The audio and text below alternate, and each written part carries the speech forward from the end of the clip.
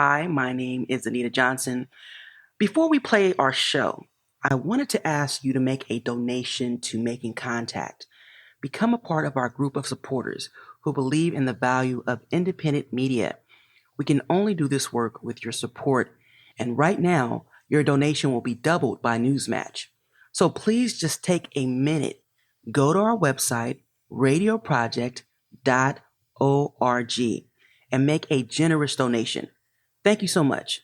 Now here's the show.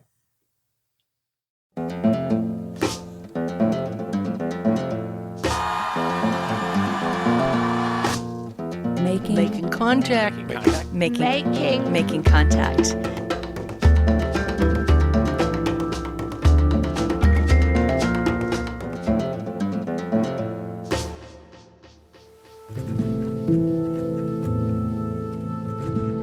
Today on Making Contact, we're going to talk with the creators of the documentary film And So I Stayed. This award-winning film tells the story of three women who survived intimate partner violence only to land in prison after defending themselves. This is known as criminalized survival. And I was like, wait, we're putting women and survivors in prison for fighting for their own lives. That's Natalie Pattillo. She's a journalist, an abuse survivor, and co-producer of the film. As filmmakers, we're out to tell this story in a way that it deserves to be told. All that coming up on Making Contact.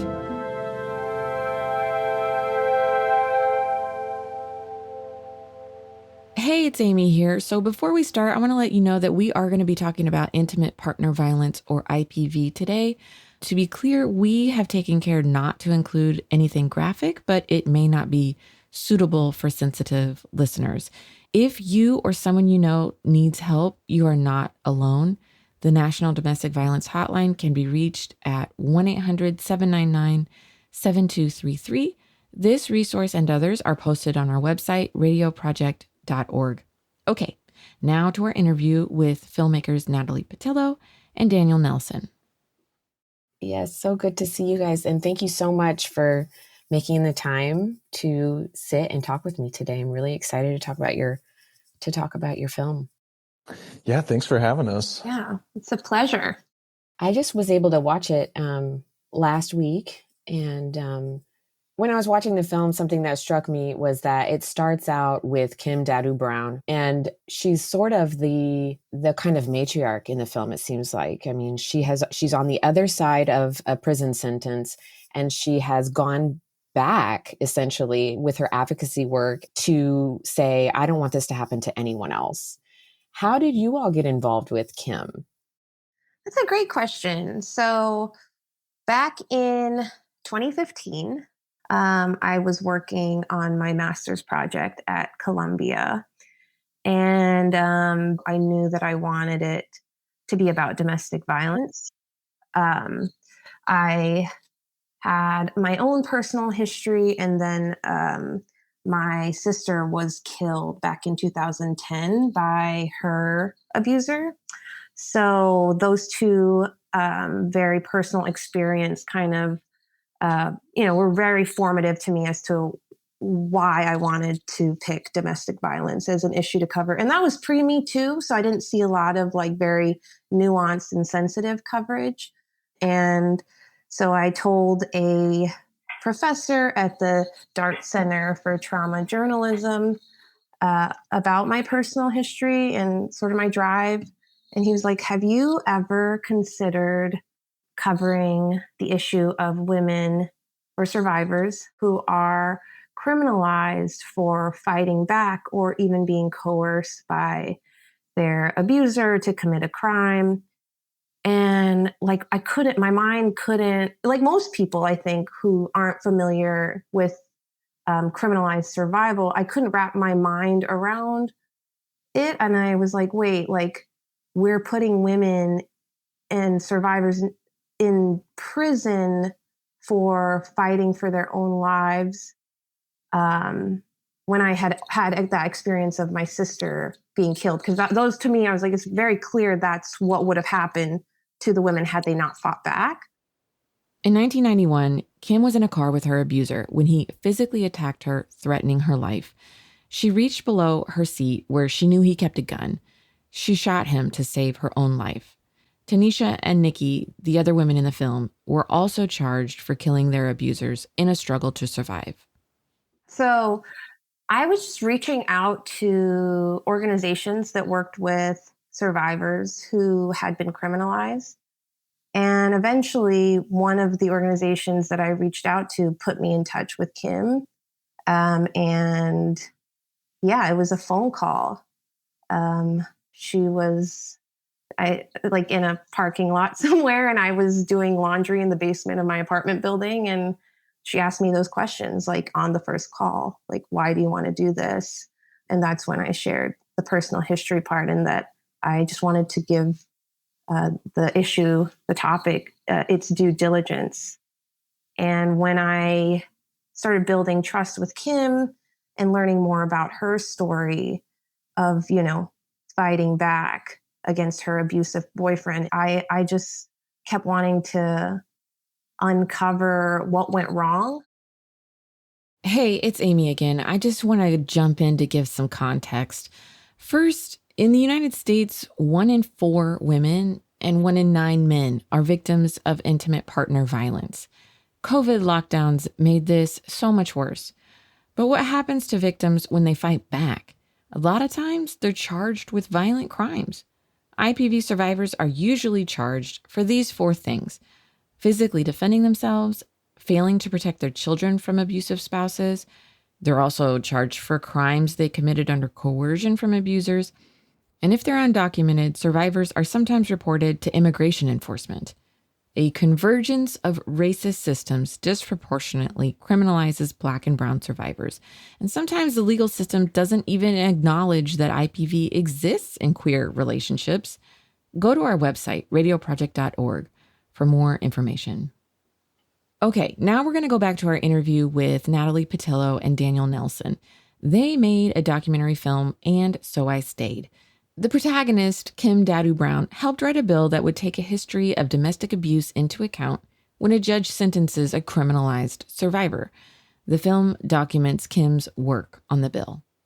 I mean, in the film you see, she's just this incredible person, just like this compassionate powerhouse of a person who has been through so much adversity, and like you said, used that as use her pain for purpose, and work towards getting this bill to become a law so that other survivors wouldn't have to spend years and years in prison for simply surviving. The fact that she trusted me was kind of, I'm so grateful for to this day, because I was just this grad student. Like, I couldn't promise her that this was going to be in the New Yorker or the New York Times or, some big article that I was, hoping would get published. She trusted me. I think a lot of it had to do with when she asked me point blank, like, why do you want to cover this story? Why do you want to cover my story? And I shared a little bit of my personal experience. Yeah. So building trust that way. And then Daniel, how did you get involved? Yeah, so Natalie and I went to school together at Columbia, and she had let me read a version of her written master's thesis about Kim. And I just remember reading it and being so blown away by not just the story and Natalie's writing, but just Kim as a person and how compelling she was. And so I approached Natalie and I asked her if she had any interest in turning the written version of her story into a documentary. And I don't think we knew what that meant necessarily at the time, all those years ago. But Natalie just said, well, let me talk to Kim. Let me see what she thinks. And if she's on board, yeah, I'm for it. And so she talked to Kim, and Kim was on board. And that was, about 6 years ago. And here we are now with a documentary. And here we are now. And I was wondering if one of you could set up a clip that I've pulled of Kim trying to gather signatures for the DVSJA at the Women's March in New York. Yeah, the Women's March, that was... I think that was January 2018. 2018. So, we just followed Kim, who was gathering signatures. What a prime time, right? When people are all like fired up, ready to go. We want change. These issues matter to us. And she used that opportunity as a time to be like, do you know that women and survivors are being incarcerated for fighting for their lives? And, there's some beautiful moments, especially of her just looking so happy and free, and just, it was really special to watch. Hi, excuse me, I'm trying to get signatures for the DVSJA. It's a bill we're trying to get passed. It's for domestic violence survivors to not be re-victimized by the criminal justice system. It's called the DVSJA, the Domestic Violence Survivors Justice Act. And what it is a bill we're trying to get passed in New York State that would give judges and DAs discretionary power when sentencing a woman convicted of a domestic violence crime. And this bill will give judges and DAs, kind of force them to take notice that there is such thing as domestic violence. We've been working on this for 8 years, and I just don't want any other woman to spend over half her life in prison for defending herself. Thank you. I mean, there were so many little moments during that day that really did a great job of just establishing who Kim is as a person. I mean, she is very passionate and really just has no fear when it comes to talking about this.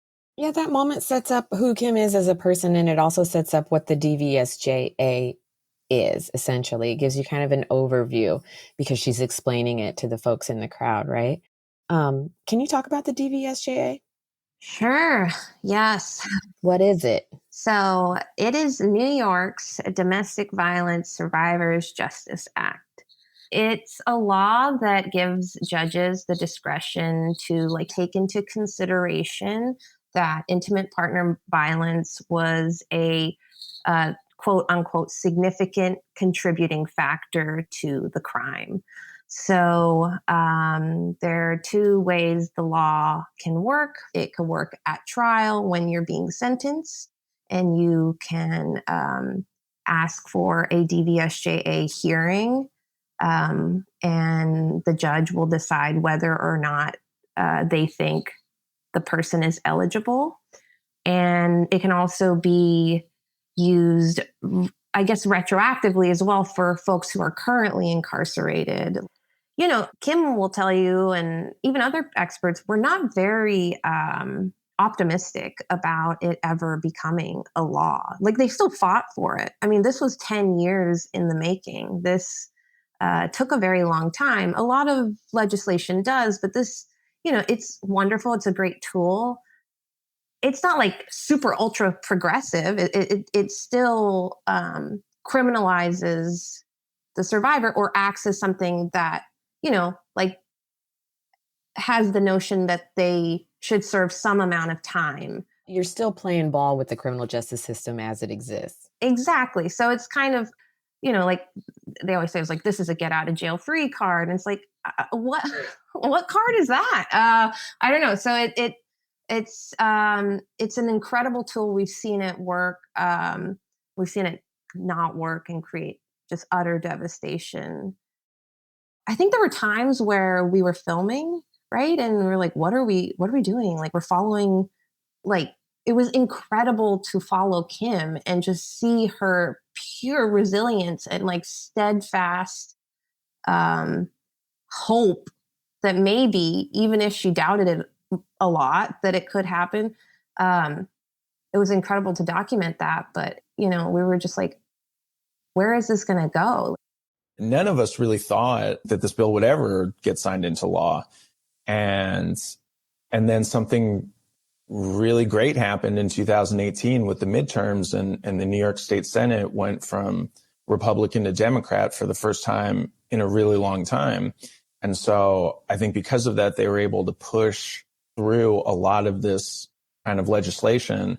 And so a year after that, in 2019, they were finally able to sign this bill into law. And we kind of thought that at the time, like, we finally like have an ending to this film, and you know, advocacy works and all that. And I think Natalie was a huge champion of just, we need to follow this up. We need to see what happens next. You know, like, we need to see how this law is going to be implemented, because the precedent is being set right now. And it's still being set even now in 2023. And so we decided to sort of stay on and find other survivors who were maybe seeking relief from this new law, resentencing. Is there anyone that's now going to use this at the trial phase? And so that's kind of how we pivoted and incorporated the stories of Nikki and Tanisha.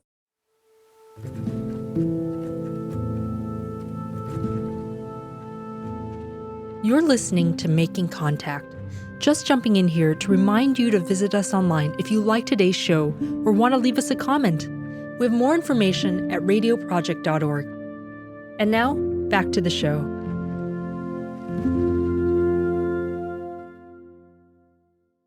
Welcome back to the show. I'm Amy Gastelum. Today, we are talking to Natalie Pattillo and Daniel Nelson, creators of the documentary film And So I Stayed.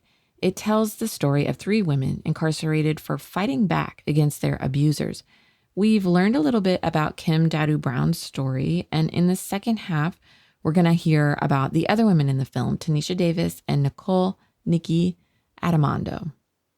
The beautiful thing about both Nikki and Tanisha is that Kim was already in contact with Tanisha through letter writing, and she was already in contact with Nikki's family members. So Kim, you know, kind of gave them a sense of what our values were and what we were about. And I think obviously that helped so much to have someone like Kim speak on our behalf as filmmakers who are not out to make a true crime. We're out to tell this story in a way that it deserves to be told. And yeah, you know, damn, it's crazy to look back on all of that.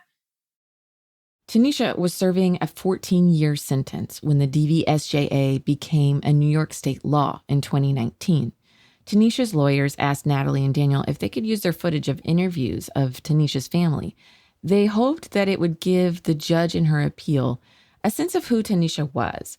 So Natalie and Daniel put together a short film for them.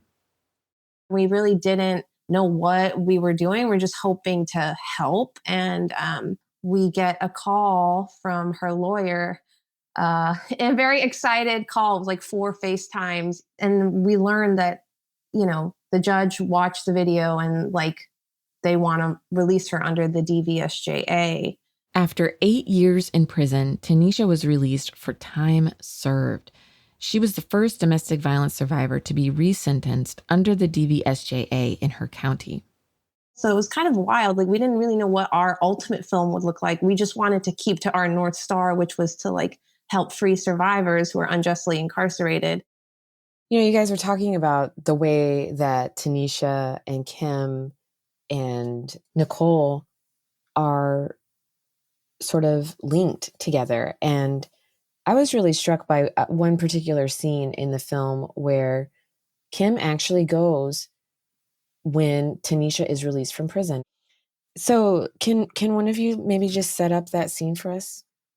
I think we were all running very high and couldn't believe on emotions. Like, we couldn't believe, you know, like this person that we knew was finally going to be able to reunite with her son and her mom and her sister and her community. And the sun was shining so brightly. So the scene is super bright aesthetically, but it was freezing that day.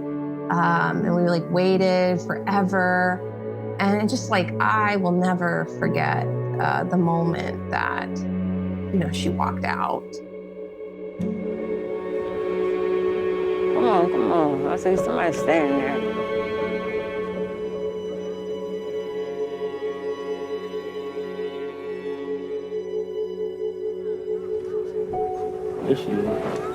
I thought that's her.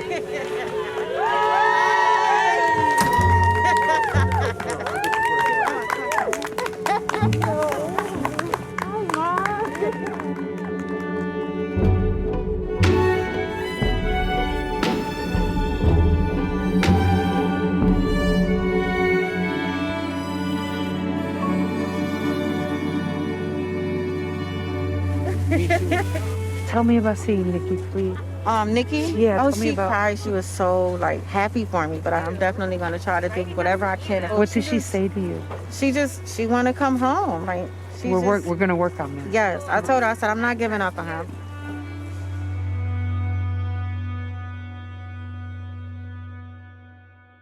It was kind of incredible that, Tanisha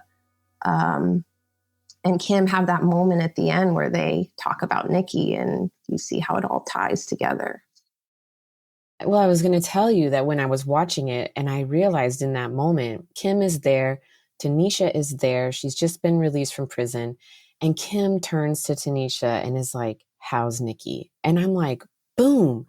Oh my God. Tanisha and Nikki were in prison together. They knew each other there and they knew each other's cases. It was just a hugely impactful moment in the film for me watching. And Nikki is still in prison, right? Yeah,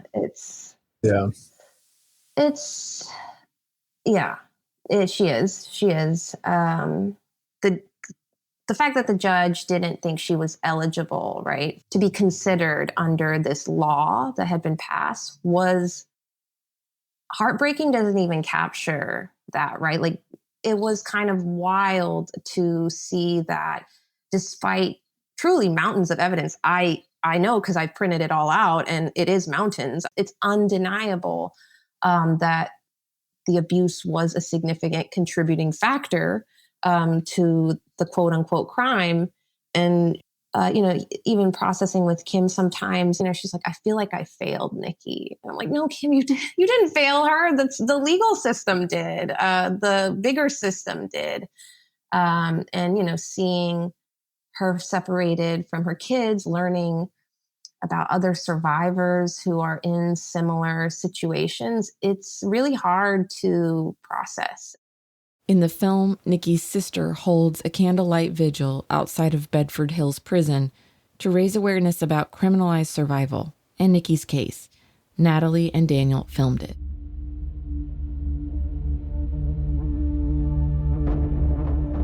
I am standing here as someone who has been deeply affected by this issue. I am the one who has had to pick up the pieces for our family, who is caring for her 2 young children who have been traumatized, first by the domestic violence they witnessed in their home, and then further by the sudden loss of both of their parents overnight. They are both so innately in tune with their mother, as children with strong maternal bonds often are, and all of Nikki's fear and anxiety was and continues to be felt through them. They are the ones who are hurt most from this separation.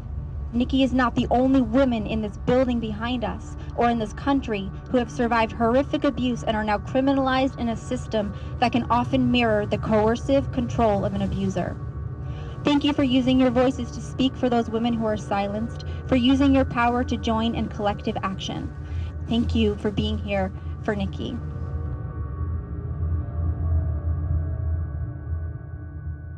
Nikki is still in prison, but in 2021, her lawyers used the DVSJA in an appeal.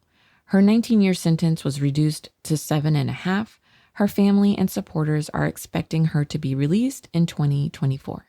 What's the impact been of the DVSJA, if you guys had to sum it up some kind of way? Like, are there sentencing laws like this in other states? Like, what does it really do? I hear you saying you're still playing ball with a messed up criminal justice system. So it's not like a golden ticket. It's not the solution. But if you had to sum up what the impact has been, what would you say?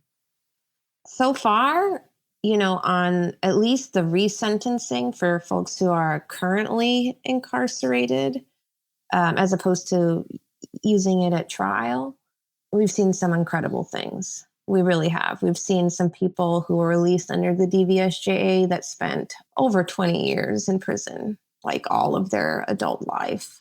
It's hard to, I think, because the data is, they had to catch up because there wasn't any data. The Survivors Justice Project which is housed in Brooklyn Law School. Kate Mogulescu is a lawyer there who we've worked with and been in touch with over the years. Just seeing her take, like, her and so many other legal teams, like, take really important risks with just putting these applications together, really taking a trauma-informed, sensitive approach to these cases, I think is very healing to the survivors in a way where the legal system just does not allow for that.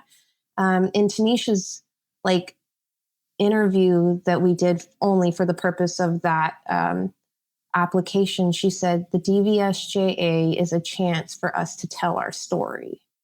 And I think that, to me, sums up the impact. It's a way out potentially, but it's a way to be heard and seen and hopefully believed. Okay, so New York Survivors Justice Project published a report in April this year. It's basically a legislative blueprint for other states to follow if they want to make something like the DVSJA. The report says that so far, 40 people have used the DVSJA to get sentencing relief through appeals. 80% are people of color. Some other states considering similar bills are Louisiana, Minnesota, Oklahoma, and Oregon. Well, tell me this. What's next for the film? How can people be involved? Tell me about the Impact campaign. Yeah. Oh, man. Impact campaign. So we released in 2021. Since then, we've been hitting the ground running with a lot of screenings in various communities. Our goal right now is to get the film inside of prisons, just so that survivors on the inside know that people are working to support, their freedom and to validate their experiences. And so our hope is that, people in states that don't have something pending like the DVSJA, that it sort of ignites them to put together some sort of advocacy at the grassroots level and maybe, spearhead something like the DVSJA in their own state. And yeah, if you're listening and you're not sure whether your community has something like the DVSJA, get in touch with the public defender's office. They probably know exactly what you're talking about in terms of, if you ask, do we put survivors in prison for fighting back or for being coerced by their abuser to commit a crime? I'm sure the public defender would be able to tell you what is available legally in terms of relief for folks. And maybe there can be a conversation had with other community members working with incarcerated folks on what they need to feel supported. Thank you both so much, and for your time and for sharing your experience with me and for sharing the film with all of us. Is there anything else that you think that I should know or that our listeners should know? We have a take action section in our website. So if they wanted to, know more about how they could help the survivors, there's a whole list of ways. Awesome. All right, y'all. Thank you so much. Yeah, thank you. Thanks for having us. Yeah, thanks so much, Amy. All righty. Take care.